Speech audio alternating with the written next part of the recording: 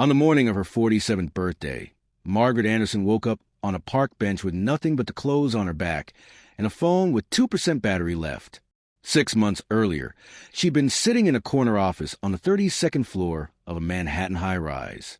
Now, she couldn't even remember the last time she'd slept in a real bed. But what she didn't know, what she couldn't possibly have imagined, was that the single phone call she was about to make would change everything.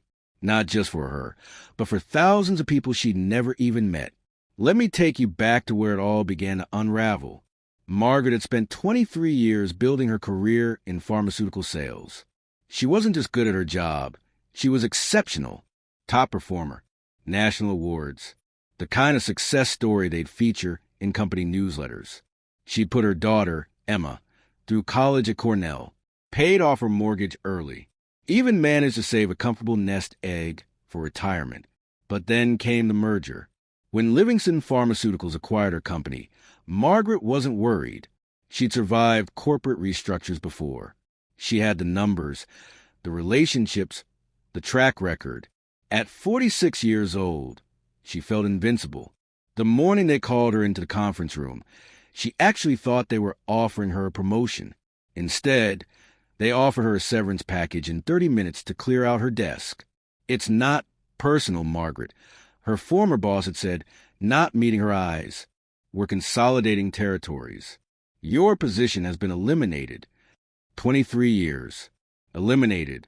Just like that. Margaret told herself it would be fine. She was experienced, qualified, networked. She'd find something new within a month, maybe 2 at most. But she was wrong. Terribly, devastatingly wrong. The rejection emails started coming within weeks of her first applications. We've decided to move forward with other candidates. Your qualifications are impressive, but we're seeking someone with a different skill set. We've chosen to pursue younger talent. That last one stung the most. Younger talent. At 46, Margaret had never thought of herself as old. But suddenly, in interview after interview, she could see it in their eyes. The slight hesitation. The polite smile that didn't quite reach their faces.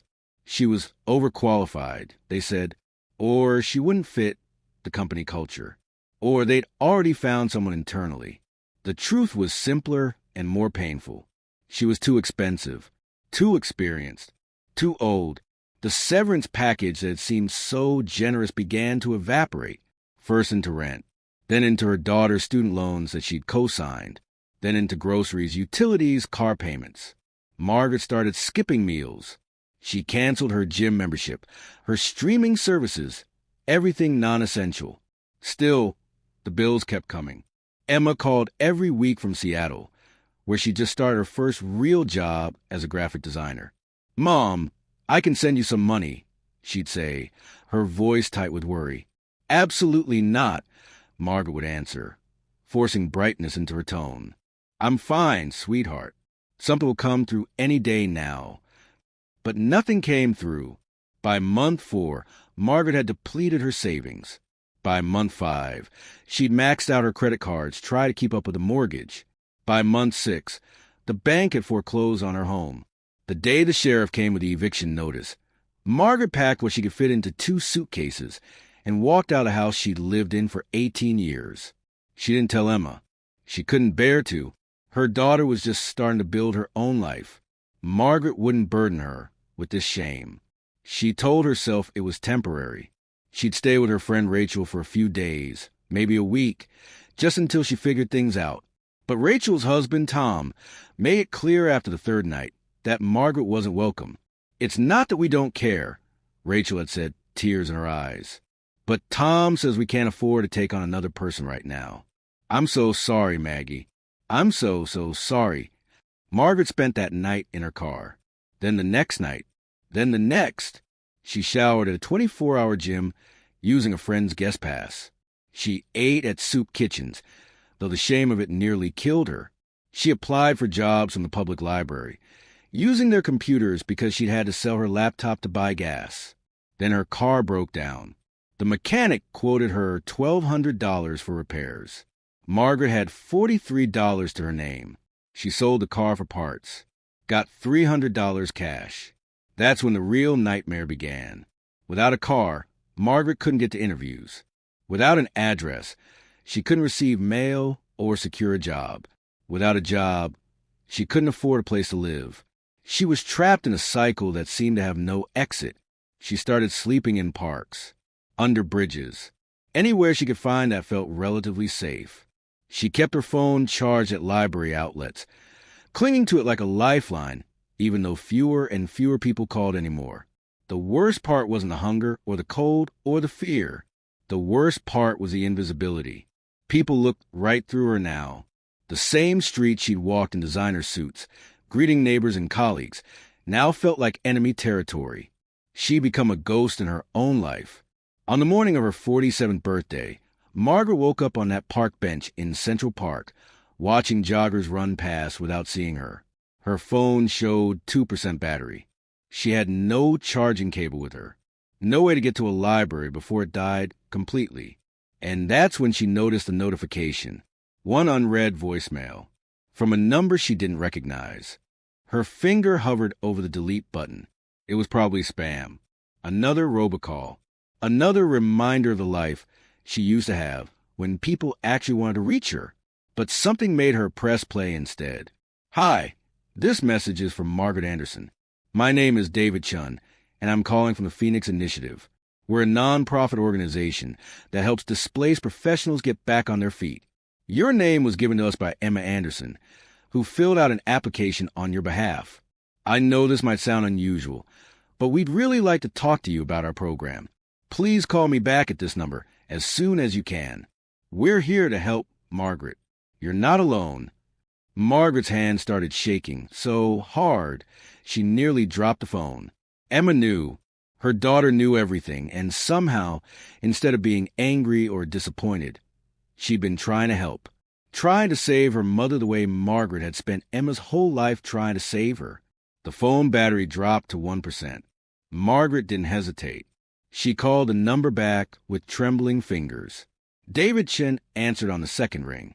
What Margaret didn't know, what she couldn't have known in that moment, was that this phone call was about to transform not just her life, but the entire landscape of how America treats its displaced workers. David Chen wasn't just any program director. He was a former Wall Street executive who'd lost everything in the 2008 financial crisis.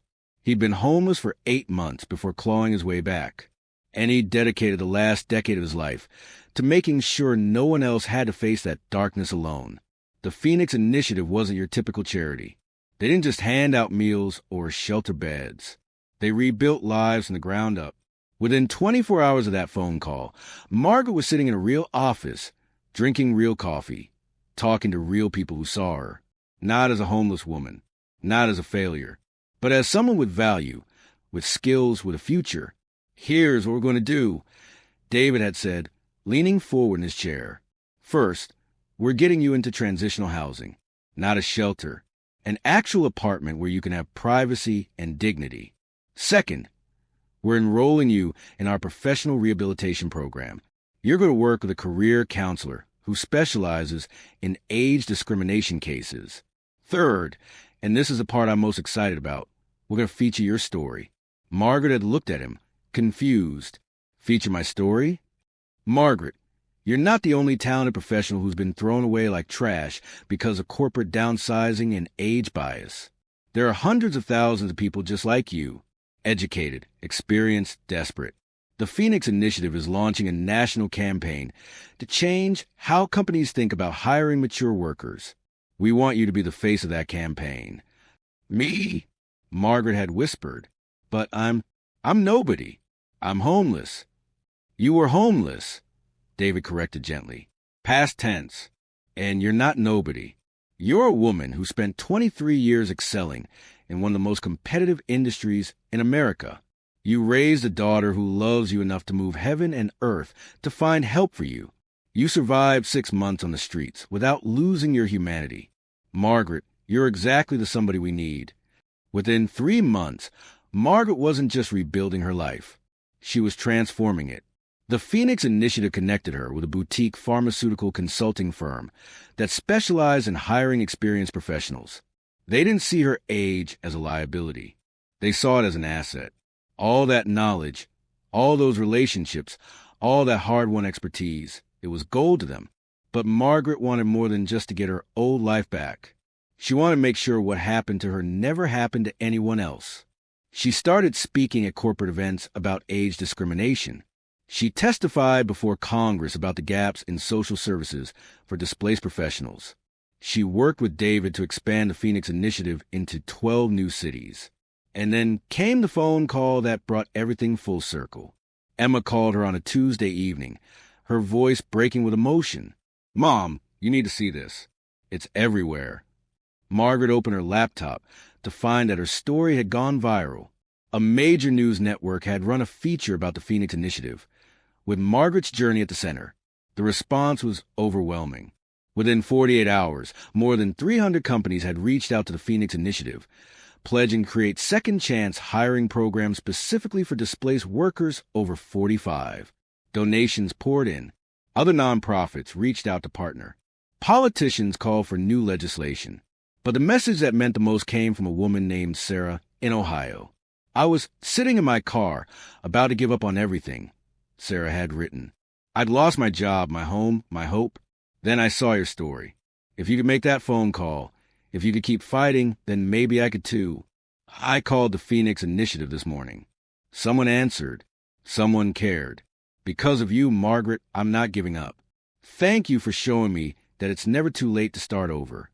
2 years after waking up on that park bench, Margaret stood on a stage at the annual Phoenix Initiative Gala, looking out at more than 500 people who'd been through the program. 500 lives rebuilt. 500 second chances. Emma sat in the front row, tears streaming down her face, mouthing the words, "I'm so proud of you." Margaret cleared her throat and began to speak. 2 years ago, I thought my life was over. I'd lost everything, my job, my home, my dignity, my hope. I woke up on my 47th birthday with 2% battery left on my phone and no idea how I'd survive another day. But then I made a phone call, one single phone call. And that call reminded me of something I'd forgotten in all those months of darkness. She paused, her voice thick with emotion. It reminded me that asking for help isn't weakness. It's courage. It reminded me that failure isn't falling down. It's staying down. It reminded me that we're never too old, never too broken, never too lost to start again. Every single person in this room is proof of that. We fell. We got back up. And now we're building something beautiful from the ashes of our old lives. Margaret looked directly at David Chun, sitting next to Emma. Thank you for answering the phone. Thank you for seeing me when the whole world looked away. Thank you for reminding me that even in our darkest moments, we're never truly alone. The standing ovation lasted for 5 full minutes. That night, as Margaret walked Emma back to her hotel, her daughter squeezed her hand. "Mom, can I tell you something? I was terrified to fill out that application without asking you first. I thought you'd be angry. I thought you'd feel like I was interfering, or like I thought you couldn't handle it yourself." Margaret stopped walking and turned to face her daughter, cupping Emma's face in her hands. "You saved my life, sweetheart, not just by filling out that form, but by teaching me something I've forgotten. I spent your whole childhood trying to be strong for you, trying to never show weakness, trying to prove I could handle everything alone. But you showed me that the strongest thing we can ever do is let the people who love us help carry the weight." They stood there on that New York City street, mother and daughter, crying and laughing and holding each other tight. Sometimes the most important call we ever make isn't to a job or a company or an opportunity. Sometimes it's a call that says, "I need help. I can't do this alone. Please, will you walk with me through this darkness?" Margaret made that call with 2% battery and 0 hope left. And it changed everything.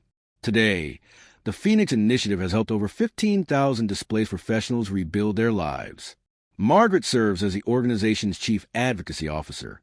She's 50 years old now, and she'll tell you these last 3 years have been the most meaningful of her entire life. Not because they were easy, but because they were real. Because she stopped pretending to have it all together and started embracing the messy, beautiful truth of being human.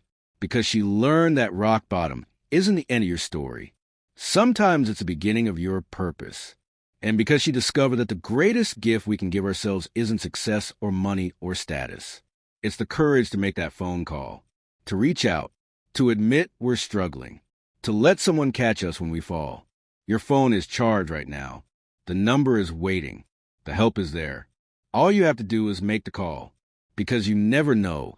That single phone call might not just save your life. It might change the world.